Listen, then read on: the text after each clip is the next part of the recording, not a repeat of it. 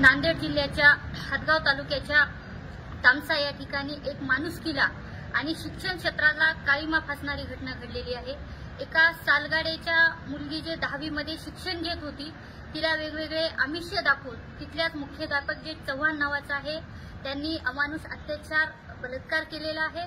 एवढंच नव्हे तर ती गरोदर असताना तिचा गर्भपात करण्यापर्यंत त्याची मजल गेलेली आहे।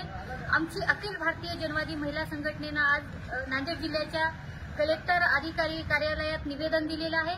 आमची मागणी आहे या गुन्ह्यामध्ये अॅट्रॉसिटी गुन्हा दाखल केलेला आहे, पोस्को अंतर्गत गुन्हा दाखल केलेला आहे। सोबतच सकाळी जो शिक्षक होता त्याला सुद्धा अटक केलेली आहे।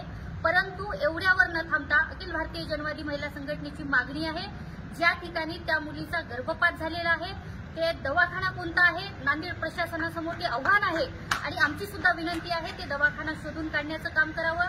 जे यामध्ये सामील आहेत, जे डॉक्टर असतील, कोणता दवाखाना आहे, त्या दवाखान्यातला संपूर्ण स्टाफ असेल, या सगळ्यांवर कायदेशीर कडक कारवाई करून दवाखान्याची मान्यता रद्द करावी। सोबतच डॉक्टरांना जी डिग्री आहे ती सुद्धा डिग्री रद्द करण्याचं काम माननीय जिल्हाधिकारी साहेब आणि प्रशासनाने करावं। यासोबतच ज्या शाळेमध्ये ही घटना घडलेली आहे त्या संचालकाला सुद्धा सह आरोपी करावं।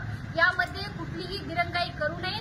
शाळा कुणाची आहे आम्हाला माहिती नाही। आज देशामध्ये आणि महाराष्ट्रामध्ये 2 मिनिटाला एक अत्याचार घडत असताना महाराष्ट्रामध्ये देवेंद्र फडणवीस साहेबांना विचारू शकतो की तुमच्या ह्याच का लाडक्या बहिणी आज तामसा या ठिकाणी इतकं अमानुष घटना घडलेली असताना आपलं एक स्टेटमेंट नसावं। इतकी दिरंगाई का आपल्यामध्ये, ज्या लाडक्या बहिणी म्हणून संबोधत असताना त्याच लाडक्या बहिणीवर आज अत्याचार झालेला आहे, गर्भपात झालेला आहे। हे माणुसकीला आणि संपूर्ण शिक्षण क्षेत्राला काळीमा फासणारी घटना आहे। अखिल भारतीय जनवादी महिला संघटनेच्या वतीनं आज निवेदन दिलेलं आहे।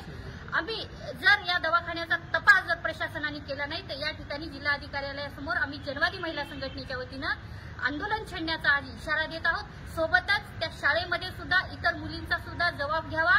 किती मुलींवर अजूनही काही मुली असू शकतात यामध्ये या अत्याचाराला बळी पडले असू शकतात, त्यामुळे या सगळ्यांची चौकशी झाली पाहिजे। आज आमची मागणी आहे। या ठिकाणी थांबतो। धन्यवाद। इन्क्लाब जिंदाबाद।